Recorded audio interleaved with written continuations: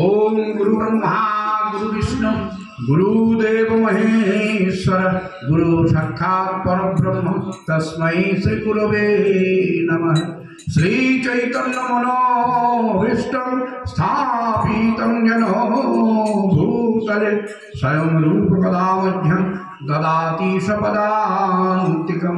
वन्देऽहं श्रीगुरो श्रीयुतपदकमलं श्रीगुरो वैष्णवांश्च श्रीरूपं शक्रजातं सहोवरघुनाथान्वितं त्वं सजीवं सादयितं सावधूतं परिजनः सहितं कृष्ण चैतन्य देवं श्री राधा कृष्ण पादान सहोवरललिता श्री विशाखान्वितंश्च।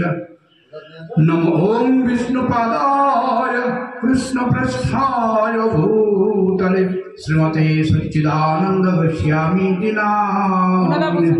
वंशाकल्पतरुभ्यश्च कृपा सिन्धुभ्यो एव च पतितानां पावनेभ्यो वैष्णवेभ्यो नमो नमः।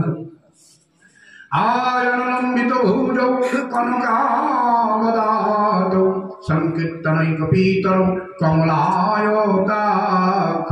विश्वम्भरो निजवरः जुगो धर्मपालो वन्दे जगत्प्रियकर करुणावतारो। नमो महावदन्नाय कृष्ण प्रेम प्रदायते कृष्णाय कृष्ण चैतन्य नाम गौरतीशे नमो नमः। नित्यानंद नमस्तुभ्यं प्रेमानंद प्रदायिने कलौ कलस्य नाशाय जह्नवापतये नमः। श्रीमद्वैतम नमस्तुभ्यं कुलीजन कृपानिधे गौर प्रेम प्रदानाय श्री सीतापतये नमः। गदाधरमहं वन्दे माधवाचार्यनन्दनं महाभाव स्वरूपं श्री चैतन्य भिन्नरूपिणम्। श्रीवासंपन्नितं नौमि गौरंगं प्रियपार्षदं यस्य कृपालवेनापि गौरंगे जायते रतिः। पंचतत्मात्मकं कृष्णं भक्तरूपस्वरूपकं भक्तावतारं भक्ताख्यं नमामि भक्तशोभिकं। हे कृष्ण करुणा सिंधो दीनबंधो जगत्पते गोपेश गोपिकाकान्त राधाकान्त नमोस्तुते। तप्तो कांचन गौरांगी राधे वृंदावनेश्वरी वृषभानुसुते देवी प्रणमामि हरिप्रिये। जयतां शूरतौ पंगरमवरमन्दरमते गति मत्सर्वस्य पादं भोज श्रीराधा मदन मोहन। तमादिदेवं करुणानिधानं तमालवर्णं सहितावतारम् अपार संसार समुद्र सेतुं भजामहि भागवत स्वरूपम्। जयो जयो श्री कृष्ण चैतन्य प्रभु नित्यानंद श्री अद्वैत गदाधर श्रीवासदि गौर भक्त वृंद। हरे कृष्ण कृष्ण कृष्ण हरे हरे हरे राम राम राम हरे हरे। श्री राधेश्याम। श्री गौरकृष्ण प्राण भक्तवृंद आज के अत्यंत गुरुत्वपूर्ण एवं स्मरणीय दिन। प्रत्येक व्यक्तिर माता पिता प्रथम गुरु আমরা শাস্ত্রেও জানি এবং অনুভূতির দ্বারাও আমরা বুঝতে পারি। কারণ প্রথম গুরু মা বাবা, তিনি সঠিক পথে পরিচালনা না করলে একটা জীব কখনোই উন্নতির চরম শিখরে পৌঁছাতে পারে না। তাই আজকে আমার বাবা শ্রদ্ধেয় নিত্যলীলা প্রবিষ্ট ঈশ্বর মোহনলাল মুখার্জির মহাপ্রয়াণ উপলক্ষে আমরা আজ রাধামোহন মোহনের মন্দিরে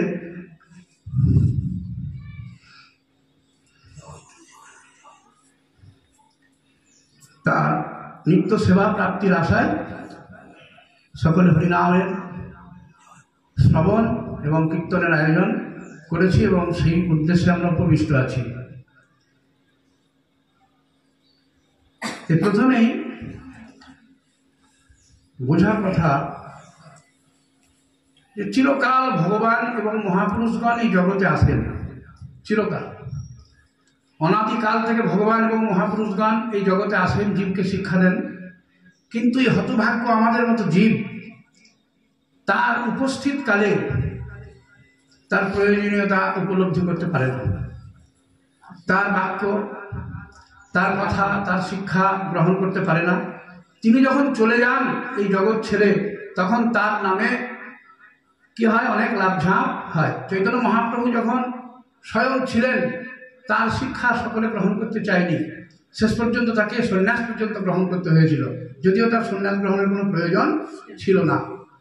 তাই মহাপুরুষগণ এবং ভগবান যখন অবতীর্ণ হন, তখন তার যে কি গুরুত্ব, এটা কিন্তু হতজীব বুঝতে পারে না। তবুও ভগবান অত্যন্ত কৃপাময়, করুণার সাগর। তিনি বারবার জীবকে কৃপা করার জন্য জগতে আসেন। তাই সকলের কাছে নিবেদন যে মহাপুরুষকে চিনতে শিখুন, আর তার বাণী, তার কথা, তার শিক্ষা গ্রহণ করার চেষ্টা করুন। নাহলে সেই মহাপুরুষগণ চলে যাওয়ার পর কিন্তু হাততালি দিয়ে কিছু হবে না। এই চৈতন্য মহাপ্রভুর শিক্ষায় আমরা আজকে,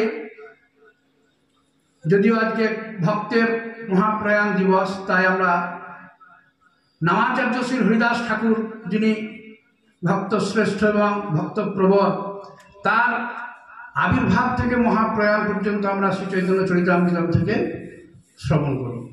নিতাই গৌর হরি বল। জগতে তিনটি তত্ত্ব আমরা প্রত্যেকেই জানি, যদিও যারা শ্রীমদ্ ভাগবত কথার সঙ্গে যুক্ত আছেন। আর তিনটি বিষয়, তিনটি তত্ত্ব আর তিনটি বিষয়, এই ছয়টির সম্বন্ধে আমাদের জানা থাকলে আমাদের ভজন প্রণালীতে কোনো বাধা আসবে না। আমি বারবার বলি, বিভিন্ন জায়গায় পাঠে বলি, এবং আমি প্রত্যেককে এই তিনটি আর এই তিনটি ছয়টি বিষয় বোঝাবার চেষ্টা করি, যেগুলো যদিও আমি একবার সহজে তাড়াতাড়ি বলার চেষ্টা করব।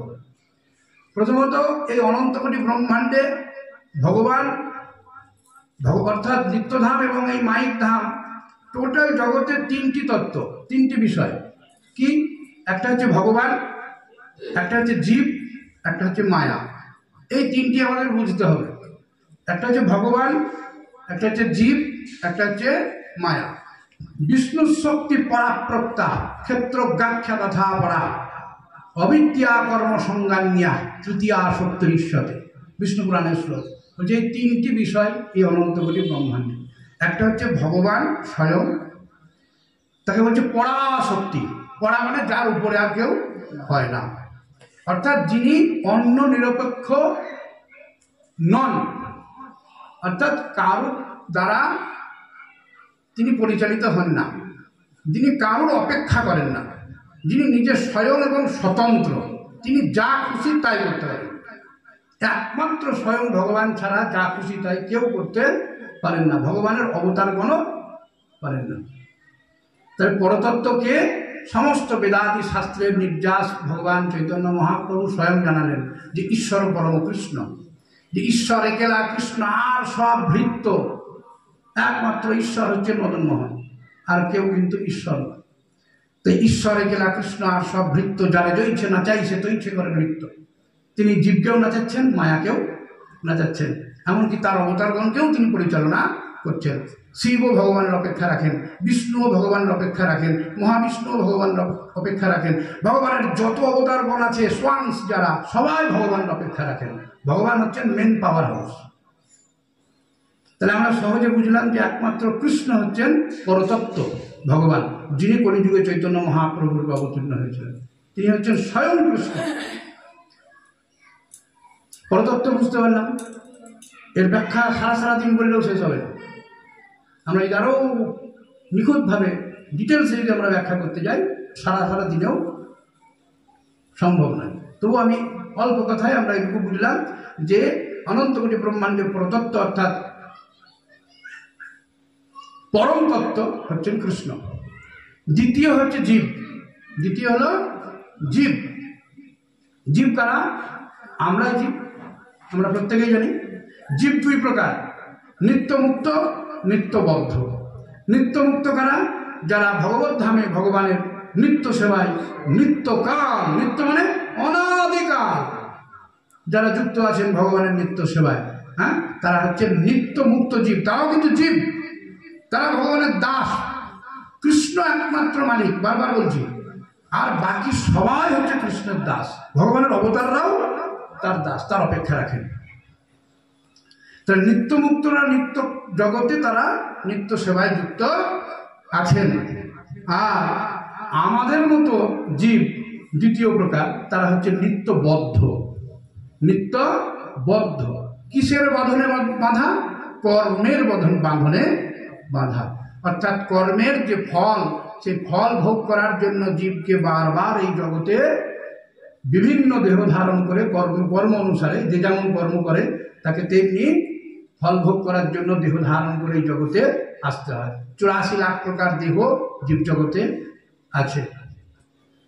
দেবতারাও পর্যন্ত জীব, ব্রহ্মা পর্যন্ত। কেউ কিন্তু এরাও সবাই মায়ার আন্ডারে। ব্রহ্ম ভুবন লোকা, একবারে ভূলোক থেকে ব্রহ্মলোক পর্যন্ত মায়ার আন্ডারে। এরা সবাই জীব, দেবতারাও জীব। এই জগতে জীব পাপ কর্ম করলে নরকে যায়, অতিরিক্ত পাপ করলে নরকে যায়, আর অতিরিক্ত পুণ্য করলে স্বর্গাদি উচ্চতর লোকে যেতে থাকে। কিন্তু অন্যান্য কোনো লোকেই, নিম্ন লোকে, নরকাদি লোকে বা উচ্চ লোকে কোনো জায়গায় কিন্তু জীব চিরকাল থাকে না। ওগুলো ভোগ করার জন্য যায়, ভোগ শেষ হলে আবার এই জগতে আসতে হয়, অর্থাৎ এই ভূলোকে তাকে আসতে হয়। এসে তাকে 84 লাখ প্রকার দেহ ধারণ করে ভ্রমণ করতে হয়। জলজা নবলক্ষানি স্থাবরা লক্ষ বিংশতি কৃময় রুদ্র সংখ্যকা পক্ষিণাঙ্গ সলক্ষণা 30 লক্ষানি পশব 4 লক্ষানি মানুষা। এই 84 লাখ প্রকার জীব দেহ, তার মধ্যে 4 লাখ প্রকার মানুষ আছে বুদ্ধিমত্তার ভেদ অনুসারে। আমরা প্রত্যেকেই এগুলো জানি, যারা হরিকথা শ্রবণ করি, ভাগবত কথা শ্রবণ করি, জানি। কিন্তু আরো আমাদের কি করতে হবে? পুনঃ পুনঃ শ্রবণম, বারবার শুনতে হবে, তবেই আমাদের হৃদয়ে স্থান পাবে বিষয়টা। তাহলে এই নিত্যবদ্ধ জীবের জন্য ভগবানের টেনশন, বারবার ভগবানকে কি করতে হয়? এই জড়জগতে তাকে অবতার গ্রহণ করতে হয়। আর কারা? যারা ভগবানের নিত্য সিদ্ধ পার্ষদ, ভগবানের যারা ভক্ত, তারা এই জগতে আসেন। এসে কি করেন? জীবকে সেই শিক্ষা দেন, দেখো কৃষ্ণ হচ্ছেন পরতত্ত্ব, তুমি জীব, তুমি কে? তুমি ভগবানের অংশ। ভগবান গীতায় বলছেন অর্জুনকে, যে অর্জুন মামই বাংশ জীবলোকে জীবভূতা সনাতনা, বলছে এই সমস্ত জীব আমার অংশ, এই সমস্ত জীব আমার অংশ, ভগবত অংশ জীব, কিন্তু ভগবত স্বরূপ না। ভগবানকে যেমন মায়া কি করতে পারে না, সূর্যকে যেমন কোনো ছায়া ঢাকতে পারে না, ঠিক তেমনি ভগবানকে কেউ কি করতে পারে না, নিজের আয়ত্তে আনতে পারে না, প্রভাবিত করতে পারে না। কিন্তু জীবের শক্তি ক্ষীণ, তাই জীবকে কি করে? মায়া আবৃত করে দেয়। মায়া কি? মায়া হচ্ছে ভগবানের বহিরঙ্গা শক্তি। মায়া ভগবানের বহিরঙ্গা শক্তি, কিন্তু ভগবান পরিচালনা করেন। আমার কাছে একটা রিভলভার আছে, আমারই অর্জিত অর্থে আমি সেই রিভলভারটা লাইসেন্স সহ আমার কাছে রেখেছি। হ্যাঁ, ওই রিভলভারটা হচ্ছে আমার বহিরঙ্গা শক্তি। আমার শরীরের যে শক্তি, সেই শরীর শক্তিটা হচ্ছে আমার অন্তরঙ্গা শক্তি, আর ওই রিভলভারটা হচ্ছে আমার বহিরঙ্গা শক্তি। তা ওই রিভলভারটা যেমন আমি না চালালে চলবে না, সারা জীবন পড়ে থাকলেও ওর প্রচুর ক্ষমতা থাকা সত্ত্বেও, একটা মানুষকে মেরে ফেলার ক্ষমতা থাকা সত্ত্বেও, যেমন ওর বন্দুকটি কাউকে মারতে পারবে না ততক্ষণ আমি তাকে পরিচালনা করব, ঠিক তেমনি এই বহিরঙ্গা শক্তি মায়া শক্তিও কিছু করতে পারে না, অক্ষম, জড়। কে করায়? ভগবান শক্তি প্রদান করেন তাকে সমস্ত কিছু করতে। এবং কি করতে পারে না মায়া? হ্যাঁ, এই জড়জগতে জীবকে প্রথম যে আবরণে আবৃত করে তা হচ্ছে দেহাত্ম বুদ্ধি, যাকে অভিনিবেশ বলা হয় শাস্ত্রীয় ভাষায়। দেহাত্ম বুদ্ধি, এই দেহই আমি, এই জ্ঞান আমাদের। আর এই জ্ঞানের কারণে এই দেহ সম্পর্কিত বিষয়বস্তুর প্রতি আমাদের আকর্ষণ, মিথ্যা আকর্ষণ। এক্ষুনি চোখ বন্ধ করে আমাকে তাড়াতাড়ি নিয়ে গিয়ে জঙ্গল করে ফেলবে, কিন্তু তবুও এই মিথ্যা আকর্ষণ তৈরি করে কে? ভগবত শক্তি প্রাপ্ত হয়ে মায়া। মায়া ভগবানের বহিরঙ্গা শক্তি। আমরা বদ্ধজীব মায়ায় আবৃত হয়ে কাম, ক্রোধ, লোভ, মোহ, মদ, মাৎসর্য আদি 18 প্রকার দোষ, 5 প্রকার অজ্ঞান প্রাপ্ত হয়ে এই জড়জগতে দেহই আমি, দেহ সম্পর্কিত বিষয়বস্তু সব আমার, এই জ্ঞান করে আমরা ভ্রাম্যমান 84 লাখ জনিতে। হ্যাঁ,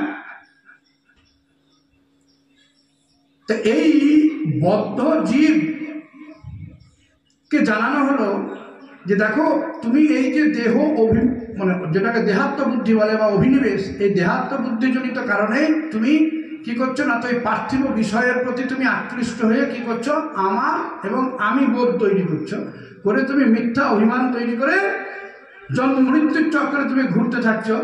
কিন্তু তোমার এই সব কিছুর একটাই উদ্দেশ্য, সেটা কি? সুখ প্রাপ্তি। কি? সুখ প্রাপ্তি। প্রত্যেক জীব সুখ চায়, কোন জীব দুঃখ চায় না, কোন জীব দুঃখ চায় না। তাহলে এই যে সুখ প্রাপ্তির আশায় তুমি কি করছো না, তো এই জগতে মনে করছো যে এবারে সুখ পাবো, এবারে সুখ পাবো, এবারে সুখ পাবো। কিন্তু এই জড়জগৎ জীবের কারাগার, এটা দুঃখালয়ম, এইখানে কখনো সুখ তুমি পাবে না। একজন ব্যক্তি বলতে পারবে, জানাতে পারবে যে হ্যাঁ আমি সুখী। যদি কেউ বলে, জানতে হবে সে পাগল। একমাত্র পাগলই সুখী আছে, তাছাড়া বুদ্ধিমান কেউ কিন্তু সুখী এটা বলতে পারবে না। যার টাকা আছে তার রূপ নাই, রূপ আছে তো শক্তি নাই, সব আছে তো দেহে একটি এমন ভয়ঙ্কর রোগ ঢুকে আছে তার ঠিক নাই। হ্যাঁ, ছেলে ভালো তো মেয়ে খারাপ, মেয়ে ভালো তো বউ খারাপ, বউ ভালো তো নিজে খারাপ। হ্যাঁ, একটা না এক প্রত্যেকটা জীব চাইছে সুখ, কিন্তু পাচ্ছে কি? অনবরত দুঃখ। যেটাকে সুখ মনে করছে সেটাই কিন্তু দুঃখের আরেকটি কারণ। খুব ভালো করে বিচার করে দেখলে যেইটি আমি মনে করছি যে সুখ, সেইটি কিন্তু দুঃখের আরেকটি কারণ। ভালো রিচ খাবার খেতে খুব ভালো লাগছে, সুখ, খেয়ে নিলাম গপ গপ করে, তারপরে কিন্তু অ্যাসিডিটি। আমি হালকা উদাহরণ দিলাম। রোগ তো আমরা এখানে বসে আছি, টুকটাক যা আছে, হাসপাতালে গেলে বোঝা যাবে যে রোগ কাকে বলে। হ্যাঁ, হসপিটাল নার্সিংহোমগুলোতে ঘুরলেই বুঝতে পারবো যে রোগ কাকে বলে। তাহলে এই জড়জগতে কেউ কিন্তু সুখী নাই, কিন্তু তারা সুখের সন্ধান করছে প্রত্যেকে। আজকে যার কিছু নাই সে বাড়ি চাইছে, বাড়ি হলে গাড়ি চাইছে, গাড়ি হলে এটা চাইছে, এমনি করতে করতে করতে আজকে যারা ভারতবর্ষের বা গোটা পৃথিবীর যারা ধনী মানুষ, তারাও কিন্তু প্রতিদিন ব্যবসা খুলছে। কেন খুলছে? তাহলে নিশ্চয়ই তাদের আকাঙ্ক্ষার নিবৃত্তি এখনো হয়নি। তাহলে আকাঙ্ক্ষার নিবৃত্তি হয়নি বলেই কিন্তু নতুন নতুন ব্যবসা খুলে যাচ্ছে, কিন্তু সে খাবে কতটুকু? এতটুকু। তাহলে আকাঙ্ক্ষার নিবৃত্তি কখনোই জড়জগতে হবে না, কারণ আমরা যে সুখ চাইছি সে সুখ আমরা এই জড়জগতে ব্রহ্মলোক পর্যন্ত পাবো না। আমরা যে সুখ চাইছি, আমরা প্রত্যেকে ভগবানের অংশ, আর ভগবান হচ্ছে আনন্দম ব্রহ্ম। ভগবানই হচ্ছে আনন্দ, মানে ভগবানে আনন্দ আছে তা না, ভগবানই স্বয়ং আনন্দ। তাই ভগবান যেহেতু আনন্দ স্বরূপ এবং আমরা ভগবানের অংশ, তাই আমাদের টেন্ডেন্সি হচ্ছে সুখপ্রাপ্তি, দুঃখের নিবৃত্তি আর সুখপ্রাপ্তি। যে কি করে আমার দুঃখ নিবৃত্তি ঘটবে, যে দুঃখটা আছে সেটা শেষ হবে, আর সুখ কি করে আমি পাবো। কিন্তু আমাদের আকাঙ্ক্ষার নিবৃত্তি এই জড়জগতে হচ্ছে না। কেন হচ্ছে না? কারণ আমরা যে সুখ চাইছি, আমরা যে সুখের অংশ, যে আনন্দের অংশ, সেই আনন্দ কিন্তু এই জগতে নাই। শুধু ভুলক নয়, একবার 14 ভুবনে কোথাও নাই। আমি যদি পৃথিবীতে সুখী হই সব থেকে বড়, তাহলে কি হবো না, তো গোটা পৃথিবীর একজন রাজা। গোটা পৃথিবীর যদি একজন রাজা হয় এবং সে যদি স্বাস্থ্যবান হয়, সে যদি অল্প বয়সী অর্থাৎ যুবক হয়, সে যদি তার প্রজা যদি তার অনুকূল হয়, অর্থাৎ প্রজারা তার জন্য প্রাণ দিতে প্রস্তুত এমন, হ্যাঁ, এবং বুদ্ধিমান হয়, তাহলে তার মতো এই জড়জগতে সুখী কেউ আছে? অর্থাৎ এই জগতে পৃথিবীতে সুখী তার থেকে কেউ আছে? এই জগতে যদি এমন কোনো রাজা হয় যে গোটা পৃথিবীর মালিক, হ্যাঁ, এবং স্বাস্থ্যবান, যুবক, রূপবান, বুদ্ধিমান এবং প্রজা অনুকূল। হ্যাঁ, তাহলে সেই সুখের মতন সুখ এই জগতের আর নাই। শেষ সুখ ও তো সব কিছু পাই, পৃথিবীর যত সুখ আমরা পাওয়ার জন্য প্রতিদিন ব্যস্ত, সেই সুখগুলোর সব কিছুর একমাত্র মালিক তো সে। তাহলে সে সব থেকে বড় সুখী। বেদ বলছেন যে ওই যে রাজার সুখ, সেই রাজার সুখের 1000 গুণ সুখ পায় একজন মনুষ্য গন্ধর্ব। কে পায়? একজন মনুষ্য গন্ধর্ব। গন্ধর্ব লোক আছে, তার 1000 গুণ সুখ পায় একজন গন্ধর্ব। তার 1000 গুণ সুখ পায় একজন আজানুজ কর্মদেব। তার 1000 গুণ সুখ পায় একজন কর্মদেব। তার 1000 গুণ সুখ পায় একজন পিতৃলোকবাসী। তার 1000 গুণ সুখ পায় একজন নিত্যদেব। তার 1000 গুণ সুখ পায় একজন ইন্দ্র। তার 1000 গুণ সুখ পায় বৃহস্পতি। তার 1000 গুণ সুখ পায় প্রজাপতি। তার 1000 গুণ সুখ পায় ব্রহ্মা। হ্যাঁ, বোঝা যাচ্ছে যে গোটা পৃথিবীর একজন রাজা, তার সুখটা কিন্তু আমরা অনুভব করতে পারবো না এই 4 টাকা রোজগার করে। পারবো কি? হ্যাঁ, তাহলে ব্রহ্মার সুখটা আমরা কোনদিন কল্পনা করতে পারবো? 1000 করে বাড়ছে গুণে। তবুও ইন্দ্র তাহলে কোথায় আছে? ইন্দ্রের সুখ কত সুখ, তাও বলছে কি না তো ইন্দ্র মানে সুরাধিপতে মানে ইন্দ্র সূর্যের অধিপতি, সুরাধিপতে ব্রহ্মম পদম চাচতে। সুরাধিপতি যে ইন্দ্র, সে অত সুখ পেয়েও কিন্তু তার আকাঙ্ক্ষা নিবৃত্তি হয়নি। সে কি করছে না তো ব্রহ্মার পর্যায়ে। তাহলে আমরা এই জগতের সুখ একটু একটু দেখে তো এর থেকে বেশি চাহিদা থাকবে ইন্দ্রের যদি থাকে। হ্যাঁ, তাই না? ইন্দ্র আদি ব্রহ্মা পর্যন্ত মায়ার অধীন, আমাদের থেকে আলাদা কিছু না। ওরা কেবল পূর্ণ করেছে বলে দিব্যলোকে অবস্থান করছে, প্রচুর সুখ পাচ্ছে। তাই এইগুলো হচ্ছে সব মায়ার সুখ, এগুলো একটা অরিজিনাল সুখ নয়। এইবার অরিজিনাল সুখের কথা বলি। ব্রহ্মার সুখের পর থেকে এবারে অরিজিনাল সুখ আরম্ভ হয়। সেটা কি? ব্রহ্মপ্রাপ্তির সুখ, সাযুজ্য মুক্তির সুখ। যে সুখ মাইক সুখ না, অরিজিনাল সুখ, ব্রহ্মানন্দ সুখ, ভগবত প্রাপ্তিরূপ সুখ। সেই সুখেরও আরো গ্রেডেশন আছে। সে ব্রহ্মপ্রাপ্তির সুখ, ওইটা কিন্তু অরিজিনাল সুখ। তার থেকেও বেশি সুখ বৈকুণ্ঠের সুখ। ব্রহ্মপ্রাপ্তিতে ভগবানের সাকার রূপ নাই, নিরাকার, কিন্তু ব্রহ্মপ্রাপ্তির সুখ অনাদি সুখ, যা আমরা এই তো পৃথিবীর সুখটাই তো আমরা কল্পনা করতে পারবো না, তো সেই সুখ আজকে কোথায় বুঝতে পারবো, তাই না? শাস্ত্র বলছেন যে ওই ব্রহ্মা নয়, ব্রহ্ম ভগবানের যে অঙ্গ জ্যোতি তার বৈকুণ্ঠ পর্যন্ত বিস্তৃত, সেই সুখ হচ্ছে ব্রহ্ম সুখ। সেই সুখের থেকে 1000 গুণ সুখ হচ্ছে বৈকুণ্ঠের সুখ, যেখানে সাকার স্বরূপ ভগবান চতুর্ভুজ নারায়ণ রূপে অবস্থান করছেন। ঐশ্বর্যের ধাম, মাধুর্য নাই, ভালোবাসা নাই, এখানে ভয় ভগবান। এটা হচ্ছে কি? ঐশ্বর্যের ধাম। কোথা? বৈকুণ্ঠ। বৈকুণ্ঠের পরে হচ্ছে দ্বারকার সুখ, তার থেকে 1000 গুণ। এখানে মাধুর্য আছে, এখানে একটু মাধুর্য, ঐশ্বর্যও আছে কিন্তু মাধুর্য মিশ্রিত। এরপরে হচ্ছে মথুরার সুখ, তারপরে হচ্ছে বৃন্দাবনের সুখ, যাকে ব্রজের সুখ বলা হয়। ব্রজের সুখ। আচ্ছা, বৃন্দাবনে আবার সুখের ভাগ আছে পরপর। তাহলে ব্রহ্ম সুখ, বৈকুণ্ঠের সুখ, দ্বারকার সুখ, মথুরার সুখ, বৃন্দাবনের সুখ। এবারে বৃন্দাবনের সুখে কি আছে? কুঞ্জ সুখ। কি সুখ? কুঞ্জ সুখ। রাধা কৃষ্ণের সঙ্গে জীব যেখানে ভগবানের নিত্য সেবা করার অধিকার পায় জীব।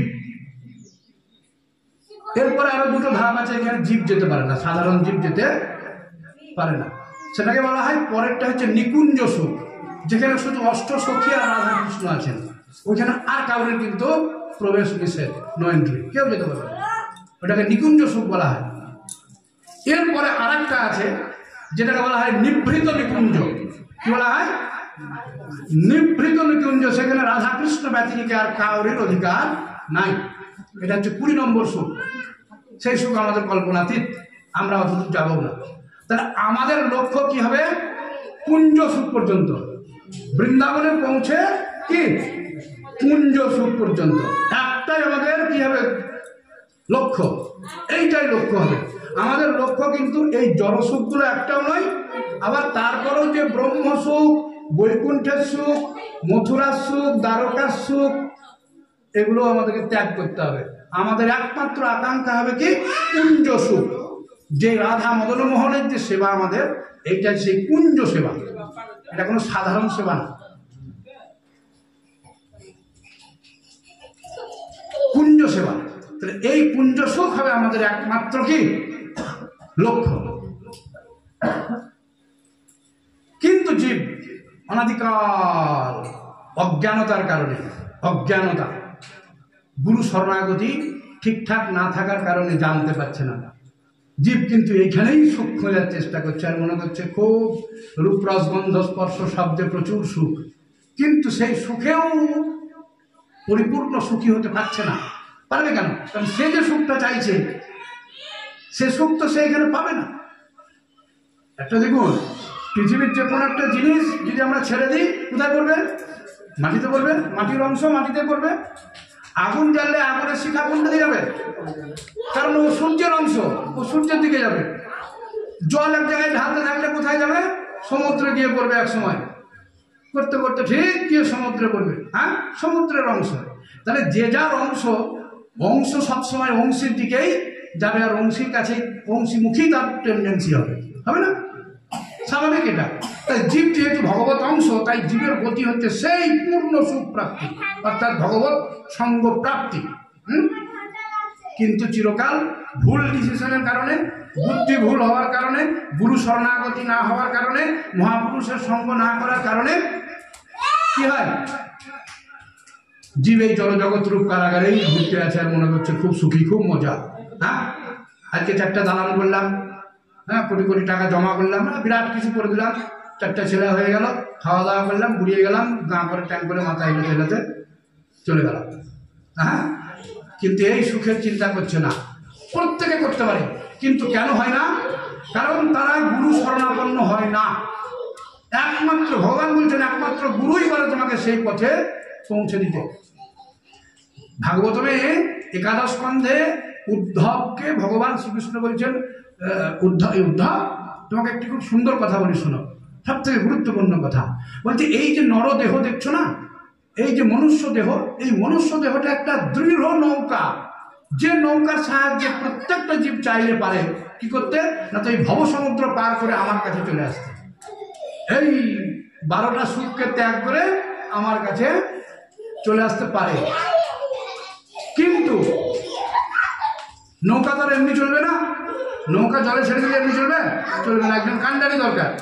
তা কান্ডারি হচ্ছে আমি, গুরু রূপে সেই কান্ডারি। গুরু কোনো সাধারণ জীব হতে পারে না, জীবের মধ্যে ভগবান বিরাজ করে গুরুর কাজ করে। তার জন্য গুরুকে প্রথমেই পূজার কথা বলা হয়েছে। গুরু সাধারণ জীব, যে গুরু শরণাগতি না হওয়ার কারণে জীবের এত অধঃপতন। হ্যাঁ, গুরু শরণাগতি না হওয়ার কারণে। তো উদ্ধবকে বলছেন ভগবান যে এই দেহরূপ নৌকাটার সাহায্যে জীব আমার কাছে চলে আসতে পারে। কোন দেহটা? এই নরদেহ, অন্য কোনো দেহের কথা বলেনি। দেবদেহ হয় না, দেবদেহ ভোগজনী, ভোগ করবে, আবার মানুষ দেহ পাবে তবেই ভজন হবে, তার আগে না। তার জন্য উত্তম দেহ হচ্ছে মনুষ্য দেহ। হ্যাঁ, তা বলছি এই নরদেহে জীব আমার কাছে আসতে পারে। কি করতে হবে না, তো গুরুচরণে তার এই দেহ এবং মন আর বুদ্ধি তিনটিকে অর্পণ করতে হবে। গুরুচরণে 4 বার মাথা ঠুকালাম আর 500 টাকার নোট দিলাম আর চলে এলাম, তাহলে কিন্তু হবে না। ওটা দেহ কি করা হলো? অর্পণ করা হলো, কিন্তু মন অর্পণ করা হয়নি। মন অর্পণ কখন করব? যখন গুরু যা বলছেন সেটা আমি শুনবো। আবার শুনলেই হবে না, শুধু শুনবো এবং তার সঙ্গে করব, বিনা বিচারে। বিনা বিচারে, যেন বুদ্ধি ওখানে কাজ না করে যে গুরুদেব ঠিক বললেন না ভুল বললেন। এই বিচার করা যাবে না, মানে করার কোনো জায়গায় নাই। যদি গুরুদেবের নির্দেশের উপরে বিচার করা হয় তাহলে তো আর হলো না। শরণাগতি কাকে বলে? যে তুমি যা করবে তাই, এক হচ্ছে শরণাগতি। তো গুরুদেবের চরণে তার দেহ, মন এবং বুদ্ধি তিনটিকে সমর্পণ করতে হবে, তবেই একমাত্র জীব কি করতে পারবে, আমার কাছে আসতে পারবে। জীব আসবে না, কে নিয়ে যাবে? গুরু নিয়ে যাবে। বলছে এই দেহরূপ নৌকারে যে গুরু চরণে অর্পণ করা হয়, তাহলে গুরুদেব দাঁড় বাইবে, তাকে শিক্ষা দেবে, তার দেহে সেই শিক্ষা বর্তাবে। আর যদি মন দিয়ে ধরে থাকে, গুরুদেবকে প্রণাম করে এলাম, প্রণামই দিয়ে এলাম, কিন্তু গুরুদেবের কথা আমি একটাও শুনছি না, তাহলে আমার নৌকা গুরুদেব 1 ইঞ্চিও নিয়ে যেতে পারবে না। আমি যদি মন রূপ দড়িটাকে ছেড়ে দিই, মন রূপ দড়িটাকে যদি, যে দড়ি দিয়ে টেনে ধরে আছি সেটা যদি ছেড়ে দিই, তাহলে নৌকা অটোমেটিক কি হবে, আগাবে। আবার আগালেই হবে না, মাঝখানে যেন বুদ্ধি ভুল না হয়। গুরুদেব এদিকে নিয়ে যাচ্ছেন, এদিকে বোধ হয় নয় গোলক, ওইদিকে। হ্যাঁ, 100 বার 100 বার। কে? আপনার ভুল ওটা। আপনি প্রথমেই তো চুজ করে গুরু করো দেখে, গুরু করো দেখে। এবার গুরু গুরু কে হবে, তার জন্য চৈতন্য মহাপ্রভু একবারে অল্প কথায়, সদ্গুরু তো হতেই হবে। গুরু শব্দটা যেখানে প্রযোজ্য তার ক্ষেত্রে কথাগুলো বলা হচ্ছে। যে উল্টো পাল্টা করে সে তো গুরুর অধিকারী নয়, তো গুরু শব্দটা তার উপরে তো ব্যবহারই হবে না, সে তো চন্ডাল। তার কথা আমরা বলবো কেন? আমরা যে ব্যক্তিত্বের উপরে গুরু শব্দটি ব্যবহার করা যাবে তার কথা বলছি। এবারে যা হবে না, বা কে এমন কোন ছাগলকে গুরু করে বসে আছে সেটা আমি দেখতে যাবো না, সেটা আমার দেখার দরকার নেই। চৈতন্য মহাপ্রভু পরিষ্কার বলে দিলেন গুরু কে হবে। কি বলছেন? কিবা বিপ্র কিবা ন্যাসী সূত্র কেন নয়, যেই কৃষ্ণ তত্ত্ববেত্তা সেই গুরু হয়। হ্যাঁ, কৃষ্ণ তত্ত্ববিদ যে কৃষ্ণ তত্ত্ব জানে এবং যে জানাতে পারে এবং আচরণশীল এবং যে কৃষ্ণ অনুভব করেছে কৃষ্ণ কৃপা, সেই একমাত্র গুরু হওয়ার অধিকারী। বুঝতে গেল না? আর কিছু দরকার না, আর কিচ্ছু দরকার না। এবার সে গুরু লম্বা হলো না, কালো হলো না, বেটা হলো না, তার চুল নাই, না চোখে দেখতে পাই না, পায়ে হাঁটতে পারে না, আমার দেখা দরকার নেই। গুরু বা মহাপুরুষের উপর দেখতে হয় না, কি দেখতে হয়? তার ভেতরটা। একটা ছোট গল্প বলে দিই। অষ্টাবক্র মুনির কথা সবারই জানা আছে। অষ্টাবক্র মুনি মায়ের পেট থেকেই তিনি বেদবিদ, বেদ জানেন, সম্পূর্ণ বেদ জ্ঞান তার আছে। পেটে আছে তখন প্রসব হয়নি অষ্টাবক্র মুনি, তখন অষ্টাবক্র ছিল না। আর বাবা বেদ পাঠ করছে বাইরে, বেদজ্ঞ পণ্ডিত, তো বেদ পাঠ করছে, ভুল ভাল বলছে। পেট থেকে বলে দিচ্ছে অষ্টাবক্র বাবা তোমার ভুল হচ্ছে। 3 বার যখন বললো তখন অষ্টাবক্র মুনির বাবা রাগ হলো, তুমি আমার বেটা হয়ে এরকম আমাকে ভুল ধরতে এসছো। তা বলছি দেখো আজকে তুমি আমার বাবা, কিন্তু তোমার বাবা আমি যে কতবার হয়েছে তোমার জানা আছে? এই তো জীবন খেলা চলছে, কে কখন কার বাবা হচ্ছে, কে কার মা হচ্ছে, কখন আমার সাপ মা হচ্ছে, বিড়াল বাবা হচ্ছে, কত কি তাল হচ্ছে তার ঠিক নাই। হ্যাঁ, কতবার আমার গাধা মা হলো বাবা হলো তার ঠিক নাই, কতবার মানুষ হলো তারও ঠিক নাই। তাই বলছে অষ্টাবক্র মুনি বলছে পেট থেকে বাবাকে যে তুমি আজকে আমার বাবা, কিন্তু তোমার আমি কতবার বাবা হয়েছে তোমার জ্ঞান নাই। তা রেগে তখন বাবা অভিশাপ দিল, যাও তোমার পেট থেকে এত অহংকার। না, আমার অহংকার না, তুমি ভুল বলছো, ভগবানের কথাকে তুমি ভুল প্রচার করছো, তার জন্য আমি বলছি। তা বলছে বেশ, তোমার 8 জায়গায় কি হোক ভেঙে যাক। তমগুণ চলে এলো বাবার, রেগে বলছে তোমার 8 জায়গায় ভেঙে যাক। একটা মানুষের যদি 2 জায়গা ভেঙে যায়, রাধে 2 জায়গা ভেঙে যায় একটা মানুষের, তাহলে তাকে দেখে কেমন লাগে? একটা হাঁটু যদি ঠিক মতন না টানতে পারে তাহলে কেমন লাগে দেখে? লোকে হাসে, হাসে না? তাহলে যে ব্যক্তির 8 জায়গায় ভাঙা, সেই লোকটা হাঁটা চলা করলে কেমন লাগবে দেখে? স্বাভাবিকভাবে হাসি লাগবে, লাগবে না? রাজা জনক একবার সব পণ্ডিতকে আহ্বান করেছেন কিছু বেদ বিষয়ে আলোচনা করার জন্য। তা সমস্ত পণ্ডিতরা এসে উপস্থিত। এদিকে অষ্টাবক্র মুনি শেষে আসছে। অষ্টাবক্র মুনির চলন কেমন হবে বোঝা যাচ্ছে, ভয়ঙ্কর দেখে হাসি স্বাভাবিক লোকের লাগবে। তো সবাই হো হো হো হো করে হাসছে, সব তারা সব বেদজ্ঞ পণ্ডিত।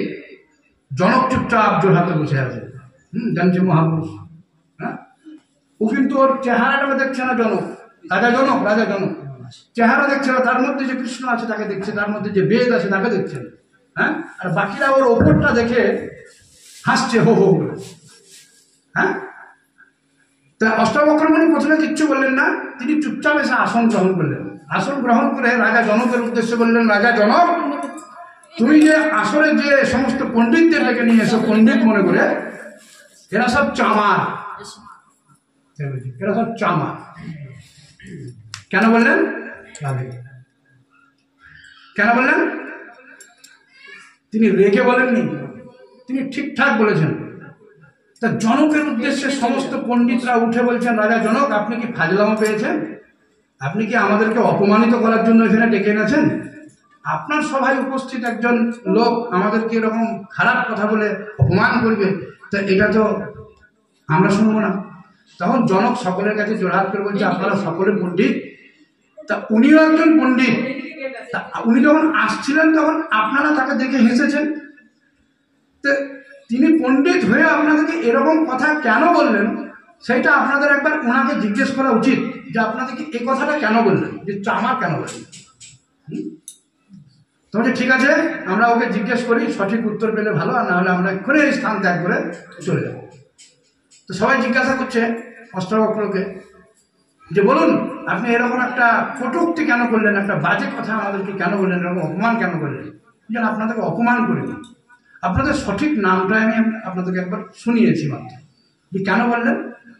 দেখুন, চামার যেহেতু চামড়া নিয়ে কাজ, সে কোন চামড়াটায় ঢোল হবে, কোন চামড়াটায় জুতো হবে, কোন চামড়াটায় বেল্ট হবে, হ্যাঁ, সে খুব জানে, ভালো জানে যে কোন চামড়াটার কি কাজ। হ্যাঁ, চামড়া সম্বন্ধে চামড়ার ভালো জ্ঞান আছে। তাই আপনারা আমার ভেতরটা দেখলেন না, আমার চামড়াটাকে দেখলেন, নিয়ে হাসলেন। তো তা আপনারা চামড়া সম্বন্ধে ভালো বুঝেছেন, তার জন্য আপনাদেরকে চামড়া বলেছে। তাই মহাপুরুষের কখনো ওপর দেখতে হয় না। বলছে, যার মধ্যে কৃষ্ণ প্রেমা করে উদয়, তার বাক্য ক্রিয়া মুদ্রা বিজ্ঞে না বুঝায়। যার মধ্যে কৃষ্ণ প্রেম উদয় হয়, তার বাক্য, তার ক্রিয়া, তার চালচলন, মুদ্রা বিজ্ঞও বুঝতে পারবে। বৈষ্ণব চিনিতে নারে দেবেরও সকটি।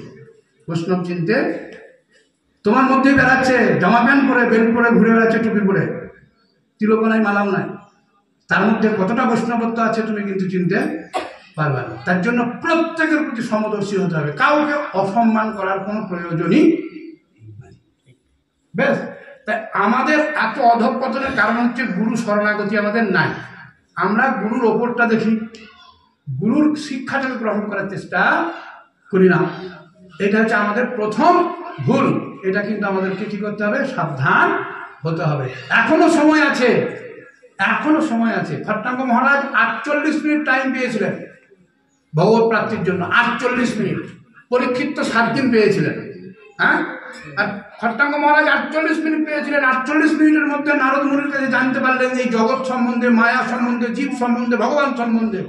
তৎক্ষণাৎ মলবৎ ত্যাগ করলেন, তার রাজ পরিবার, পুত্র কন্যা আদি সকল সমস্ত সম্পদ ত্যাগ করে পূর্ণ শরণাগতি মদন মোহনের চরণে হল। 48 মিনিট টাইমের ভজনে তার ভগবত প্রাপ্তি হলো। তাহলে আমাদের তো এখন টাইম আছে, তাই অবশ্যই সাবধান হন সকলে। যা করছেন করুন, কর্তব্য কর্ম করতেই হবে। দেহ থাকলে দেহের সঙ্গে কর্তব্য কর্ম করতে হবে। গীতায় ভগবান বলেছেন যে আমার দরকার নাই, তবুও আমি বারবার এসে আমিও করি, কারণ আমাকে যেন অনুসরণ করে কেউ ভুল না করে। ভগবান নারীও নয়, পুরুষ নয়, নপুংসক না। ভগবান প্রয়োজনে নারী হতে পারেন, পুরুষ হতে পারেন, সব হতে পারেন। ভগবানের কোনো চাহিদা নাই, চাহিদা আমাদের। ভগবান যেমন নিষ্কাম, ভগবানের কোনো চাহিদা নাই, যেমনি ভগবত প্রাপ্তি হলে জীবেরও কোনো কিছুই আর চাহিদা থাকবে না, পূর্ণ আনন্দ লাভ করবে জীব। আজকে আমি ভক্ত হরিদাসের জীবনে একটুকু সহজে ছোট করে আলোচনা করবো, কারণ সময় কম, 12:25। আমরা প্রত্যেকেই জানি শ্রীমদ্ ভগবত গীতায় বলা আছে, দেহিনস্মিন যথা দেহে কৌমারং যৌবনং জরা তথা দেহান্তর প্রাপ্তির ধীরস্তত্র ন মুহ্যতি। বলছে আমাদের দেহে যেমন কৌমার, যৌবন, জরা যেমন আসে, জীব জন্ম থেকে যেমন আস্তে আস্তে অবস্থা প্রাপ্তি হয় এবং শেষ পর্যন্ত জরা প্রাপ্ত হয়, ঠিক তেমনি কি হয় না, তো তাতে যেমন কেউ মোহিত হয় না, তাতে যেমন কেউ কি হয় না, মোহিত হয় না বা মোহগ্রস্ত হয় না। একটা ছেলে জন্ম থেকে বড় হচ্ছে, বুড়ো হচ্ছে, কেউ কিন্তু কোনো টেনশন নাই। যেই চোখ বন্ধ করে দিল, হায় হায় হায় হায়, বলছে এই হায় হায়ের দরকার নেই। বলছে জন্ম যেমন একটা অবস্থা, তার জরা পর্যন্ত প্রাপ্তি যেমন একটা অবস্থা, দেহান্তর প্রাপ্তি অর্থাৎ মৃত্যুটাও একটা অবস্থা, সেটাকে নিয়ে হাই হাই করার কিছু নাই। কেন না, তো জীব অনাদি, ভগবান যেমন অনাদি, জীব অনাদি। তাই জীবের দেহান্তর ঘটে গেলে কি করা উচিত? উচিত নয়, মোহিত হওয়া উচিত নয়। যেমন বলছে বাসাংসি জীর্ণানি যথা বিহায় নবানি গৃহাতি নরহ পরাণি তথা শরীরানি বিহায় জীর্ণা নান্যানি সংজাতি নবানি দেহি। গীতায় বলছেন ভগবান। হ্যাঁ, বলছে যেমন আমরা পরিধান গ্রহণ করি, এই কাপড় যখন মলিন হয়ে যায়, নষ্ট হয়ে যায়, সেটা নতুনও হতে পারে, ছিঁড়ে যেতে পারে, ফেটে যেতে পারে। হ্যাঁ, আবার পুরনো হলেও হতে পারে, মাঝখানটাতেও হতে পারে, আবার মিলে তৈরি হওয়ার সময় তো কাপড় ছিঁড়ে যেতে পারে। অর্থাৎ জীব মায়ের পেটেও মারা যেতে পারে, জন্মগ্রহণ করার পরেও মারা যেতে পারে, একটু বড় হয়েও যেতে পারে, বৃদ্ধাবস্থাতেও যেতে পারে। ঠিক তেমনি বলছে আমরা যেমন কাপড়টা ত্যাগ করি, তেমনি জীবাত্মা কি করে না, তো এই দেহরূপ বস্ত্রটাকে যখন অযোগ্য হয়ে যায় ব্যবহারে, তখন তাকে ত্যাগ করে। তার সময়ের কোনো ঠিক ঠিকানা নাই। তাই বলছে বুদ্ধিমান জীব তাতে কি হবে না, মোহিত হবে না। ন জায়তে মৃয়তে বা কদাচিৎ নায়ং ভূত্তা ভূমিতা বা ন ভূয় অজো নিত্য শাশ্বত অয়ং পুরাণ ন হন্যতে হন্যমান শরীর।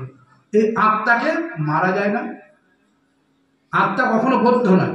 শরীর নষ্ট হলেও আত্মা কখনো নষ্ট হয় না। এর জন্ম নাই, মৃত্যুও নাই। কার? আত্মা। ভগবত অংশ অর্থাৎ ভগবান এবং অনাদি, জীবাত্মাও কি অনাদি। আচ্ছা, এই আমরা গীতা থেকে জানতেই পাচ্ছি। আচ্ছা, জাতস্বই ধ্রুব মৃত্যুর ধ্রুবম। জাতস্বই ধ্রুব, জন্ম যেমন অবশ্যম্ভাবী, মৃত্যু কিন্তু অবশ্যম্ভাবী।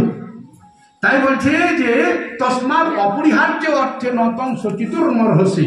তাই এরকম অপরিহার্য বিষয়। দেখুন, কোন মানুষ জানে না যে মরবো?